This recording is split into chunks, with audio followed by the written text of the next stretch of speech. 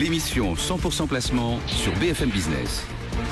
Dans ce marché en repli de 0,76% pour le CAC 40, il y a un dossier bancaire que l'on va regarder avec intérêt, c'est BNPP. Le titre signe la 4e plus forte baisse de l'indice, moins 1,39% ce matin. La Banque de la Rue d'Antin présente son plan de croissance à moyen terme. C'est dans le cadre d'une journée investisseur. Que penser de ce plan qui arrive dans un secteur bancaire justement en pleine ébullition sur sa stratégie? Question que l'on pose à Thibaut François. Bonjour Thibaut. Bonjour Cédric. Vous êtes associé chez Fastia Capital, cofondateur de cette boîte de gestion. Qu'est-ce qu'on peut dire du plan présenté ce matin par BNP Paribas qui pour le moment ne semble pas recueillir, on va dire, les suffrages du marché? Écoutez, en fait, il y a assez peu de nouvelles sur ce plan 2014-2016. Alors, il avait été déjà annoncé un an avant parce que c'était un plan 2013-2016. Il a été de nouveau mis à jour, on va dire, lors de la publication des résultats annuels le 13 février.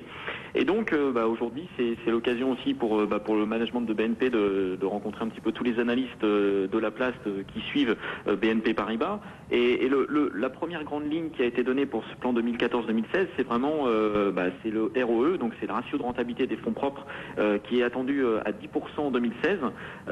Alors on est assez loin des ROE qu'on avait l'habitude d'avoir sur le milieu bancaire avant la crise de 2008. Pour rappel, on était pratiquement à 20% de ROE sur 2007-2008, enfin 2006-2007. Donc on est quand même assez loin des ratios post-crise.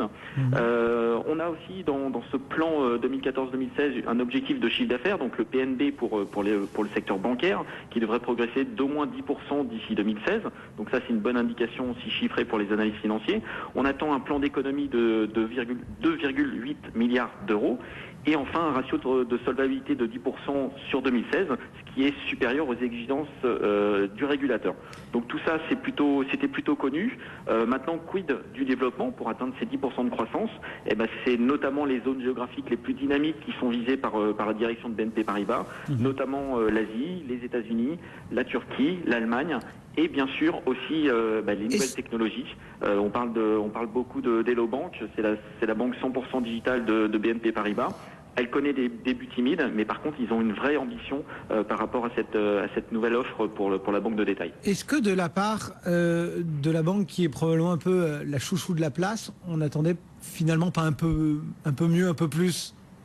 Si, en fait, c'est-à-dire que là, les chiffres que je vous ai donnés à l'instant, sont des chiffres qui étaient déjà attendus par le marché.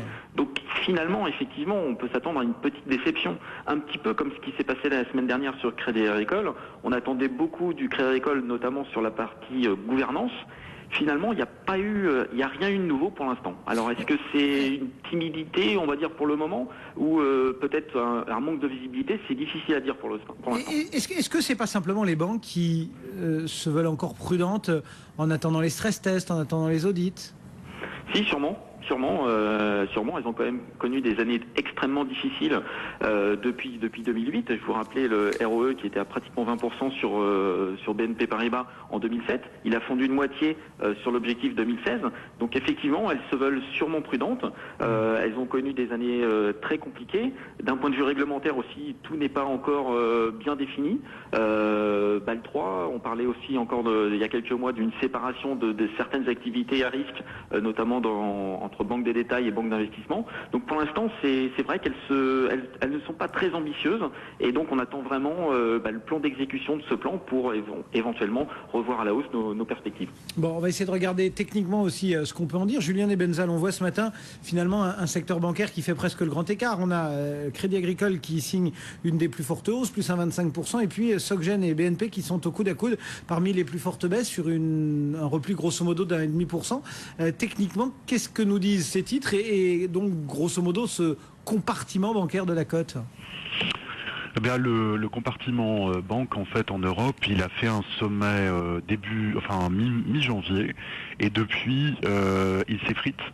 Et ça correspond en fait à une décision d'investisseurs de ne plus se positionner sur ce secteur. C'est valable aussi pour l'assurance. Et c'est quelque chose qui nous semble très structurant. C'est-à-dire que pour nous, ça va durer pendant plusieurs semaines. C'est pas de l'opportunisme. Pas du tout. C'est vraiment quelque chose qui est très très fort. On a des exemples avec des gros dossiers. On a Deutsche Bank par exemple, qui a donné un signal baissier extrêmement clair. On a BBVA aussi qui n'est pas bien orienté en ce moment. Et si on n'a pas encore de signal réellement négatif sur les banques françaises, on a quand même une zone de risque sur BNP qui arrive. C'est-à-dire, c'est la zone de 55 €. Là, on est en train de construire une figure de renversement baissier. Donc c'est potentiellement assez négatif pour BNP. C'est valable, comme je disais, pour d'autres banques. Ce n'est pas du tout la seule qui est dans ce cas-là. Mais pour nous, l'horizon est quand même mauvais et ça participe je dirais, de notre avis assez réservé sur les marchés pour les semaines qui viennent. Tous les secteurs financiers, banque, assurance, sont vraiment mal orientés en ce moment. Justement, ce secteur bancaire, Thibaut François, il a quand même servi, on va dire, de booster, de propulseur secondaire pour les portefeuilles ces dernières semaines. Aujourd'hui, on lève le pied, comme nous le prédit un petit peu Julien via l'analyse technique? Oui, je suis assez d'accord. Je pense qu'effectivement les banques de détail ont déjà largement contribué à la hausse du marché ces derniers mois. Je pense qu'on arrive sur des sommets sur les banques de détail.